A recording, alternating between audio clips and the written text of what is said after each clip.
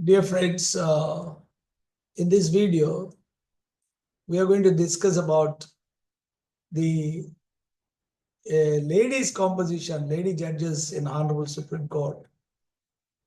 The question that we are raising is, will there be adequate representation of lady judges in the Honorable Supreme Court, at least from 2025? Now, we'll go to the presently, there are only two lady judges out of 33. And with Justice Bala Trivedi, Madam, Justice retiring in June 25, the strength will come down to 1. And let's first go to how the thinking of the Chief Justices who represent the collegium system. What did they say about the composition of importance, need for lady judges? Honorable Chief Justice N.V. Ramana Garu, Honorable B.Y. Chandrachud ji, and Honorable Justice Sanjeev Khanna. If you take this, Justice N.V. Ramana is a very strong votary of importance of including lady judges. Chief Justice N.V. Ramana has been a vocal advocate for increased representation of women in the judiciary. In September 21, he expressed his dissatisfaction with the low percentage of women judges, stating that achieving 11% representation in Supreme Court was with great difficulty. He emphasized that after 75 years of independence, there should have been at least 50% representation in all judicial levels. Now, if it is 50% representation means it's almost 15, 16, more than 16, 60, let's put it. But whether you have 2 or 3 will be there. Now, with Justice Bella Madam going, there will be only 1. And let us see the next one. What it 75 years of independence, one would expect at least this and all. He says he retired long back, but still nothing big happened. And then comes our Honorable Chief Justice, recognized as one of the vocal justice of the Supreme Court. Devices, while speaking at an event making the 100th year of Dr. B.R. Ambedkar law practice, Justice Chandrachud emphasized the necessity of making the legal profession more inclusive. And he noted that although a significant number of women join the subordinate judiciary, their representation diminishes in the higher judiciary. He stated that we must ensure the diversity of our country finds reflection in the makeup of our court. So referring to that, we need a good representation for the women judges. Now, the current Chief Justice, Honorable Justice Sanjeev Khanna, while specific statements by Justice Khanna on the topic were not found in the provided sources, it is common for members of the judiciary to acknowledge and address the concerns related to diversity and representation within the legal system. You can say maybe a situation has not come to him to talk about it. Now, dear friends, since June, May, April now, the following are going to retire within this year. Chief Justice Honorable Sanjeev Khanna on 13th May, Justice Abhay Asoka, one of the greatest judges, 24th May 25, Justice Bella Trivedi, 9th June 25, and Justice Sudhanshu Sir on 9th August. And then Honorable Justice Gava is going to become Honorable Chief Justice in this once Sanjeev Khanna goes, and his term is for up to November. That means about 5 vacancies are in cards. And we find that within the retirement itself, before it is immediately the judges are appointed. So we can say by 13th May itself, one judge will have to be appointed. And there's in May itself, 2 judges will be there. And by June, almost the same time, 3 judges will come in to be replaced. Now the question is, one, the lady judge, Justice M. Trivedi, Vyala Trivedi is going. 2-3 judges are going to retire. And then the strength of lady judges falls to 1 out of 33. So there is a definite case for a lady judge. There is no doubts about it. And so this is the starting point for our discussion. And who will be the lady judge? So there is from all the assurances, speeches in the public and all that of the great people of the judiciary, there is going to be one judge who will be there, lady judge, if not two. And who will be? That is the next question. Now, if you take the list of the Chief Justices of India as of now, you can see here that there are totally 25, and you find that only one madam from Gujarat, Chief Justice of Hon'Ble Gujarat High Court, is Sunita Agarwal. Madam will be the only lady in among the Chief Justices. So naturally, she would like to claim her place. And now the next will be is Justice Anita Sumant of Honorable Madras High Court, the strongest candidate, a very young candidate. And so we are focusing on Anita Sumant Madam. And if you ask anybody in Chennai, Madras High Court, about Dr. Anita Sumant, unanimous, whether young, old, seniors and all, they'll say, oh, she's going to go to Supreme Court. And she'll most likely retire as the Chief Justice of India. She's very young. It was, I think, 52, 53. That is the thing. But just because young and lady, do you think all the seniors will say like this? That is the next question we would like to address. The learned judge is highly educated and holds doctorate in law. And she's the best authority in taxation laws and excellent command on constitutional issues. And this is academics, brilliance. And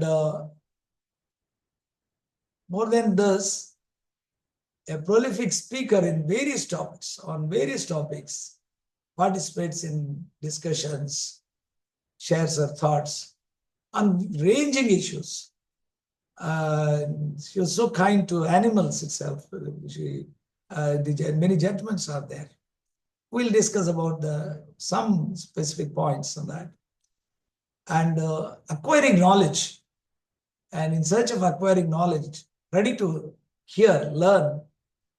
One of the advocate was telling that we were there, that they in one case where Section 340 CRPC was going through, and the learned madam was hearing, and she accepted that she is not clear about that 341, and asked the senior counsel to explain. With caution and care was learning, but within minutes she was able to appreciate the law. So that means no inhibition. The issue, that's one of the greatest qualities of any person. Of course, she is extremely knowledgeable in the legal field, and the greatest strength of her lordships is that listener, kind. You will never degrade the opponents, everybody. And the issue, even 800, 900 pages, one arguments were going on. 800 pages. Other side was the Assistant Solicitor General, Additional Solicitor General, very top man. And the other side is a party person. And the learned ASG was taking time. And once Lordship said, I will impose cost on you. Either you argue or I will impose cost on you. Very politely, kindly, doing the duty. And then the learned judge started learned ASG started explaining. And 800 pages, Lordship said, no, you just ask, this is the question. And the question is that you admitted this mistake, there is errors in procedure, etc., etc. The topmost decision maker of the institution, statutory body, the council admits that there is a mistake. Then what action you have taken? That's all you explain. That's all. The whole 800 pages, that much. The speed with which, the ability with which, it's not one issue, many issues, but then strict to the law and relief oriented. Make sure that everybody, judges are should be that one person is happy, other person unhappy always. The loser will be very unhappy. But then delivering justice to ensure that the loser at least feels that he has done something wrong. And that is one of the greatest strengths. Very strong, can impose costs, but at the same time, if they apologize, she will waiver that. The many judges we see in the tribunals, they threaten the others by imposing costs. But here they threaten when the person goes out of the way, but not with an intention to punish him. And that is very important for conducting the court process proceedings, particularly highly male-dominated judges and senior counsels. They would like to, but commands respect from all corners of the fraternity of the Madras High Court. That's anybody will say. You no need to ask to say. But strict to the procedures and provisions of the code, law, and natural justice. If there is a violation of natural justice, then you'll be assured that the case is referred back. And if you don't exhaust the alternative remedies also, the case will not be taken up. Now, she's a prolific speaker, and just few of the points. The men provide the atmosphere to enable women to reach their... That's the sound.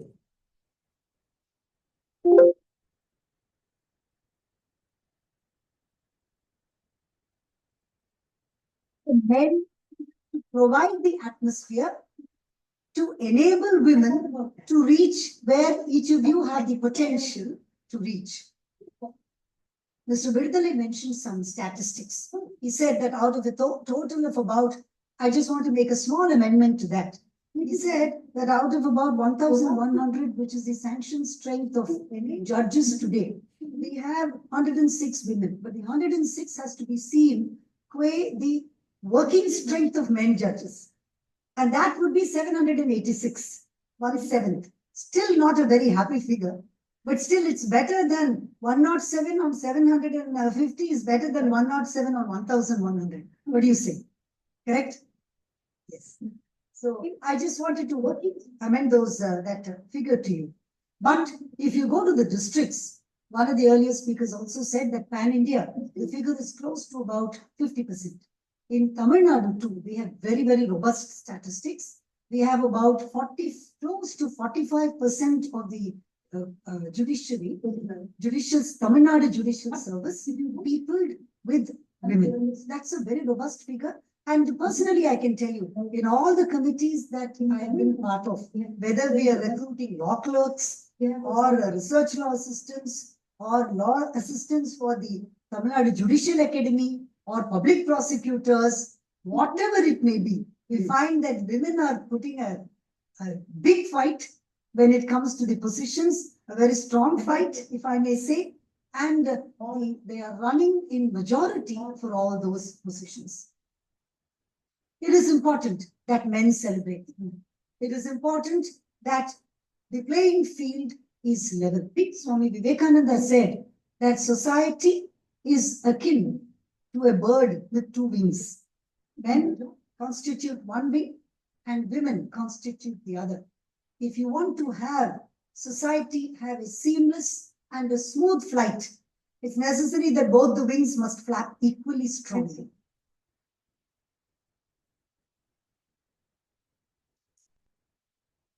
So, Mr. Ram Subramaniam, the retired Justice of Hon'Ble Supreme Court, once in a conversation with us was talking about the taxation, issues of taxation, and was mentioning about the learned madam who was not become the judge that time. And he was talking about the madam's father is one of the topmost brilliant advocates in practicing law, and very pious family, a very value-based family, and kind disposition, the virtue of that.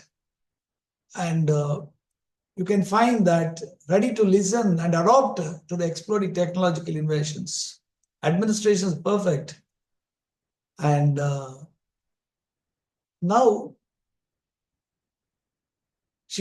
we hope that the madam will be the right candidate for the Honorable Supreme Court Collegium to consider, that everybody in Tamil Nadu believes and now we have seen today's landmark judgment, wherein our Justice R. Mahadevan, part of the bench, which delivered a very good judgment that's going to decide strengthen the democratic system, fabric of our country, which is the basic feature.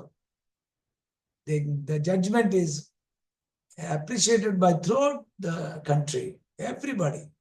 Though it is the Tamil Nadu government which piloted by Honorable MP Mr. Wilson, who coordinated and done this miraculous job of the governors acting as opposition leaders, trying to destroy the democratic fabric of the elected people.